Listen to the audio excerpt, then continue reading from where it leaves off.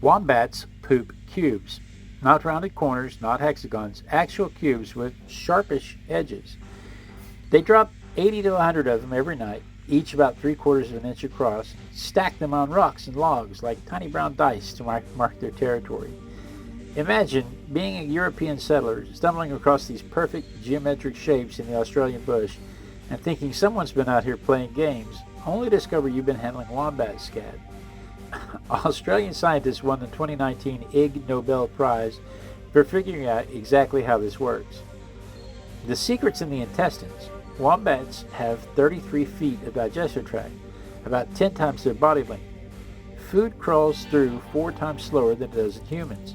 Their poop comes out 1/3 drier. It takes more than 40,000 intestinal contractions over 14 days to shape those corners and the last 17% of the gut.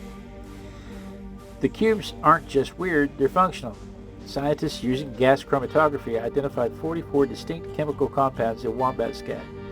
Each individual has a unique signature that tells other wombats their sex, age, and reproductive status. Cannot talk about wombats without talking about poop. Female wombats have backward-facing pouches, and there's a good reason for that. When you spend your life digging underground tunnels, a forward-facing pouch becomes a dirt scoop. The joey stays in that pouch for 8 to 9 months. By 5 months old, it can poke its head out and munch grass without leaving the safety of mom's built-in baby carrier. It's the same adaptation you see in other burrowing marsupials as marsupials.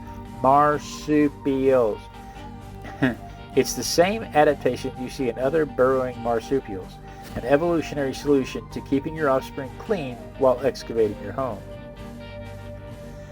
Wombats have a cartilage-reinforced rump with fused bone plates. When a predator chases them into their burrow, the wombat blocks the tunnel entrance with its rear end and uses those powerful legs to crush the attacker's skull against the ceiling.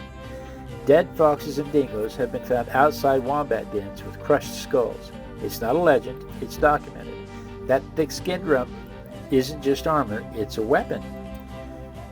Wombats share some behavioral traits with wolves. When they're young, they impress easily on humans and follow caretakers around rehabilitation centers.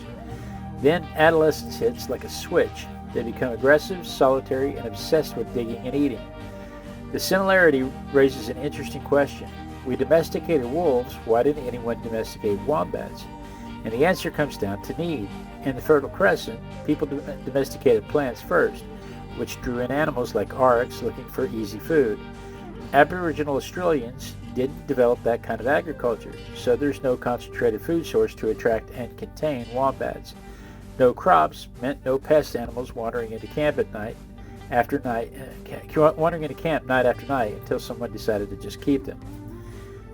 The northern hairy-nosed wombat nearly disappeared. The population crashed to just 35 individuals. Through dedicated rehabilitation and breeding programs, they've climbed back up to 400. That's still critically endangered, but it's a conservation win worth celebrating. 3 populations exist now. The main group at Epping Forest National Park, 18 at Richard Underwood Nature Refuge, and 15 translocated to Pauruno State Forest in 2024. Meanwhile, common wombats and southern hairy-nosed wombats maintain stable populations between 60 and 300,000 animals. These stocky marsupials are about 3.5 feet long, roughly the size of a median dog.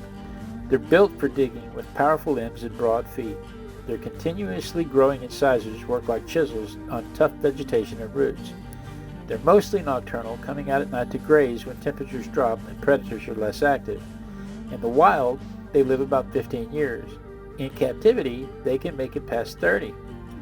They're waddling, cube-pooping, skull-crushing survivors that have figured out how to thrive in one of the harshest environments on the planet.